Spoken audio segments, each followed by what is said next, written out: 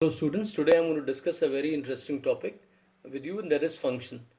Students, when you look at a calculator, we all know that calculator performs what? Calculation. All right. Different calculations can be performed, and these are addition, subtraction, multiplication, division, and many other also. So these operations are basically belong to different keys. All right, they have got their specific keys. So you can say that every keys have their own own specific function. All right, you can see the word function here. Similarly, you talk about a mobile phone, you go to buy a mobile. So you ask the seller, tell me the functions of the mobile. So he will tell you that you can make a call, you can message, you can make videos, you can click pictures, right? You can play music. All right, different functions he will tell you. All right, again a word function here. So students, technically if I talk about, so I will talk about a concept of OOPS, that is encapsulation. All right, encapsulation says that wrapping up of data, members, and what is there? Member function. All right, data members means attributes. All right, and member functions, what? Behavior. And when you combine these two things, you get an entity called what? Class. When we combine, you know, attributes and behavior, or you may say data members and member functions, what do you get? You get a class, CLASS class. All right. Now behavior is all about how to do something, right? How to do something, technically when I speak about, so that means that is logic. Whenever you perform certain operation in computer programming, you always say what is the logic, or that is the logic. So logic you call, or the behavior, they basically both are implemented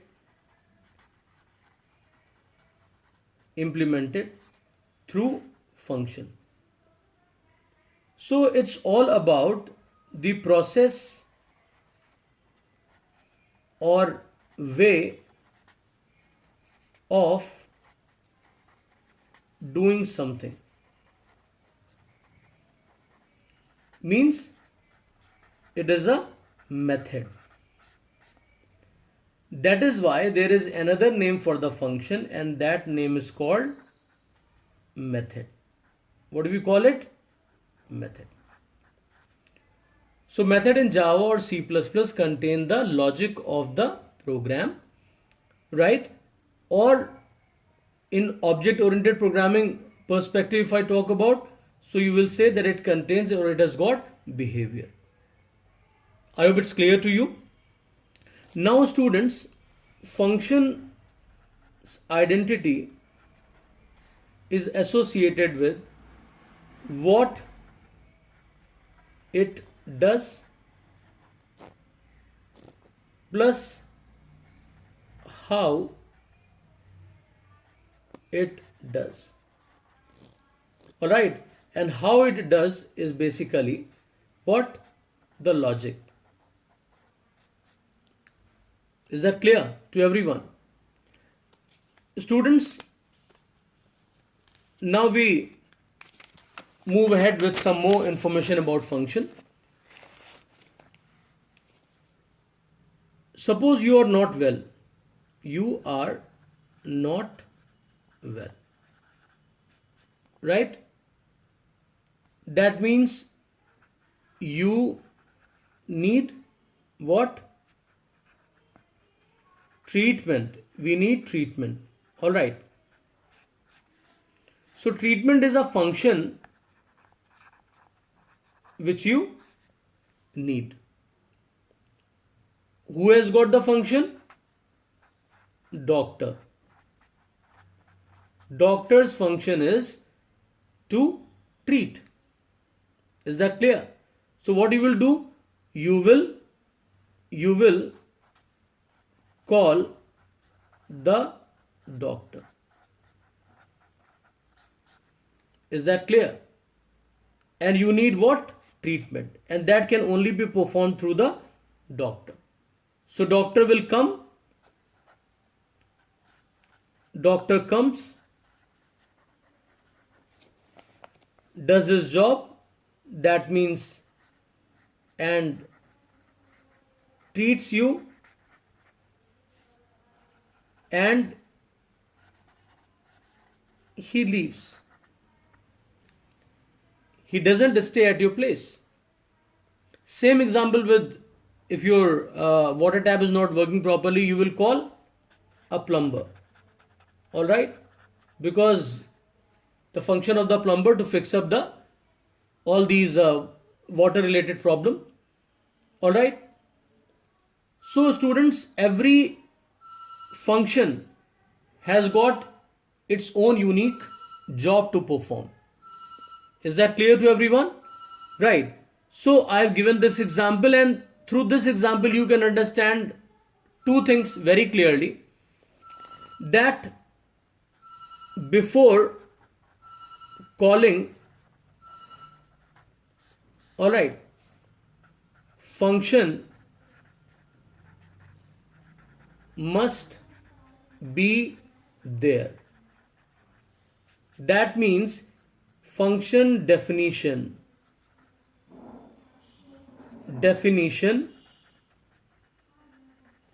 is a must. And what do you do with the function? You call.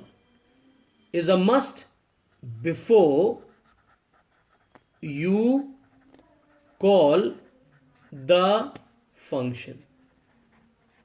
All right. So students, two things we get to know here.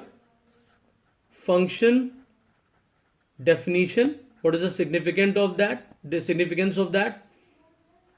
Function definition. And second thing is function call. Two things must be there in your mind. So we must define the function first, then we can call the function. Is that clear to everyone? Right. Now I'm going to tell you how to define a function. Okay. Let's take the example of add function of calculator. All right, add function of the calculator. So students, when you say I press plus button, so basically you are calling which function? Add function. Is that clear? So that means function's identity or function name is very important. So I need what? Function name to identify. All right. This is an identifier to the function. So function name is required. Why this underscore I picked up? Because there are no spaces in any name in Java or in C++. It's a naming convention. That's why, just for the sake of clarity, I wanted them to be separated. At the same time, I had to follow the rules of naming in the programming language, so I put underscore here. So this is the name of the function. I hope it's clear to you why name is required, like your name to identify you. So similarly, function name is there to identify the function. And right now, we need to understand what the function definition is all about. So I need function name for defining a function. Now students, when I say to add, so I want to add two numbers, and in Java we call them two integers. In C++ also they will be called two integers. So I need to make arrangements in the function itself so that I could provide these values. Where the values are provided? In the parentheses. That's why parentheses are specified with a function. It's not necessary that all the time we have to perform the arguments or provide the argument. Sorry. Every time it is not required to provide the arguments, but we have to make arrangement if it is required so that we could pass. So this is the place. So I have written here argument list. Is that clear? It can be 1, it can be 2, it can be more than 2, it can be 0, no arguments also. So this is the place for the arguments where if I want to provide something to the function, through that I can provide. And actually this is a place kind of entry point to the function also. Like in a room, if there is no door, then how will you enter into the room? Is that clear? So similarly you can call there it's an entry point to the function. Is that clear? Now students, when we suppose we add two numbers stored in x and y, and numbers are 2 and 5. Alright. So 2 plus 5 will be performed, or you may say x plus y will be performed, and we get a result. Suppose result is in R, and result will be what? 7. 2 plus 5, 7. That means in the calculator I have given two values and it has returned. Please understand it properly. It will return, it returns, or it returned what? It returned 7. So students, it has returned 7, so I have to make arrangement for this value also, and this data which it has returned, that is also of int type. So I have to make an arrangement for returning the value also. So for returning I specify what type of data a function returns, so I specify the return type. I'm just telling you how the syntax grows, why all these components are required. Students, in Java or C++, there is a concept of access specifier. Alright. So three access specifiers are there. Private, right?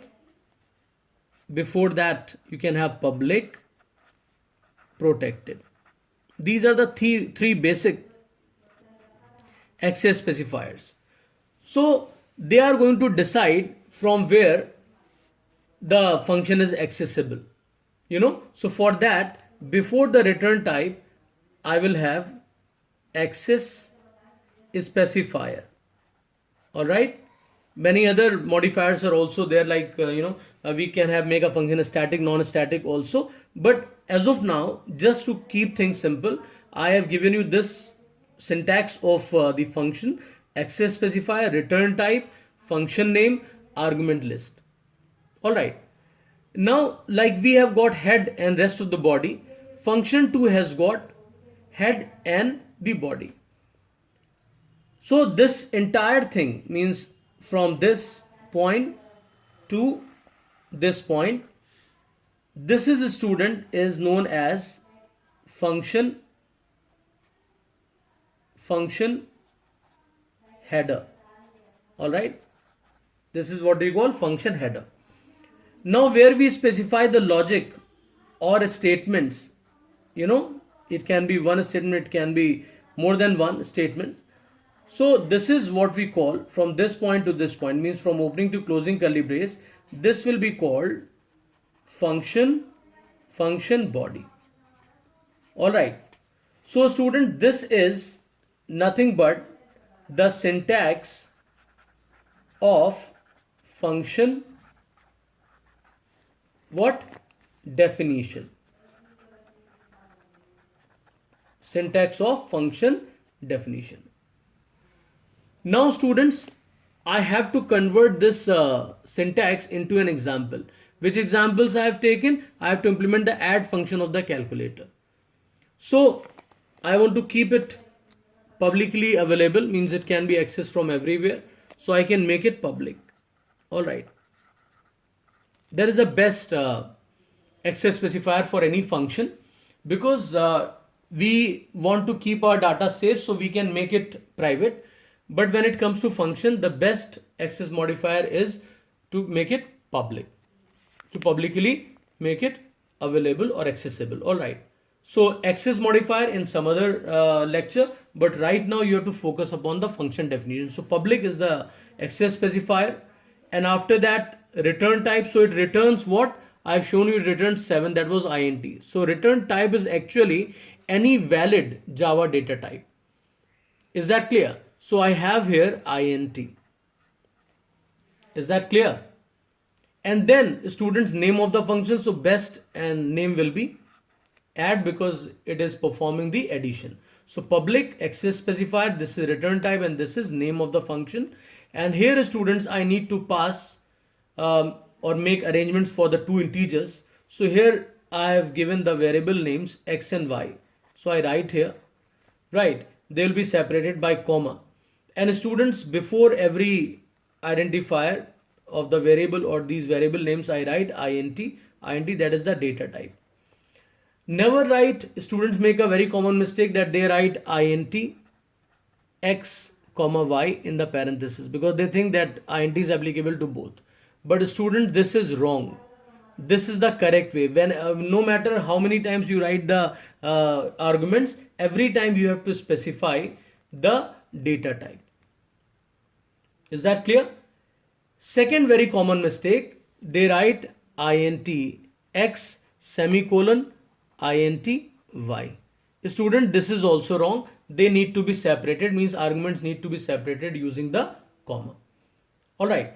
Students, third mistake, this was the first mistake, then the second, and then the third mistake is that they write int x comma int y, and they terminate with a semicolon.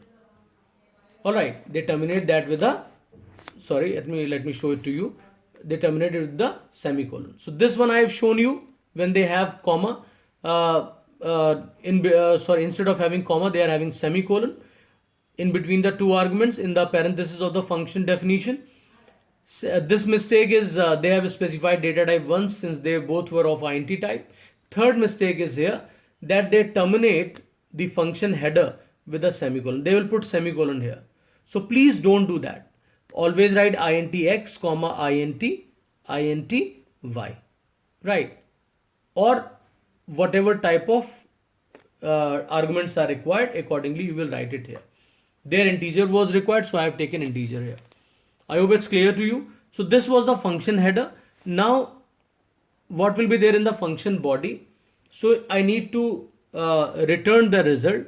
So I can have a variable here int r, and I can store x and y's sum into r. This int was required because I need to declare, so I have declared r. At the same time I have initialized r with x plus y. And now this r, which contains the sum of x and y, is required to be returned. So we return, we write return, return what? R, semicolon. And we have closed it here. Is that clear? So this is how we define a function. All right. Suppose I just want to display the sum. I don't want to return. So how this function can be written, I'm going to show you just now. So students, before going for that, I want to tell you something about function call. All right. I've shown you that there was a function just now, public int add int x comma int y, and after that I store the result in R, so R equal to x plus y, and after that I write return, return what? R. Is that clear? Now this is, I'm going to keep inside a class, right? That will be done. But right now you stay focused upon the function definition only. Now how this function will be called, because there is a function definition, how the function will be called. So whenever you call someone, you always use the name. So you will write function name, right? And then you can pass arguments, right? And we close the definition here, and semicolon will be used. Now this function returns something. This is the actually the syntax of calling the function. Syntax is there. Use the name of the function underscore name, and arguments you can provide, if any argument. This is again optional. So students, you can see the function call for this. I can simply write, suppose there is a function void call. So this function suppose calls this add function. So first way I'm going to show you, you can write system dot out dot print ln, and here I write add x plus y are going to be here in the form of 3 and say 5. Alright, we close it. So student, these are the values which are actually known as actual arguments. Alright, they are going to be copied here. So actually operation of addition is going to be performed upon 3 and 5. I hope it's clear to you. And after that, that value is going to be returned. What? Addition. 3 plus 5, 8. 8 will be stored in R. So 8 will be returned, and that will be returned here. And finally that 8 is going to be printed on the screen. So we can close it. Is that clear? So the output on the screen is going to be what? Output will be 8. This is the way of calling this function. There is one more way of calling the functions which return a value, right? So I have another function here, say call 1, and here it returns the integer type value. So I've taken a variable v equal to, I write add 3 comma 5. I have given the same values, not a problem. And then I can write system dot out dot print ln. Here I can write sum is plus v.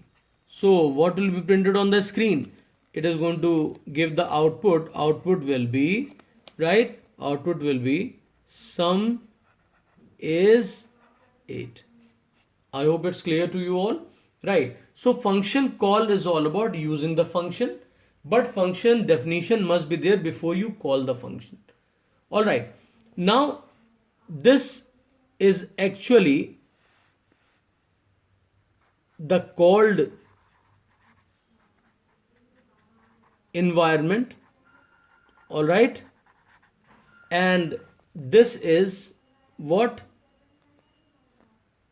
The caller environment, because from here it has been called. What function?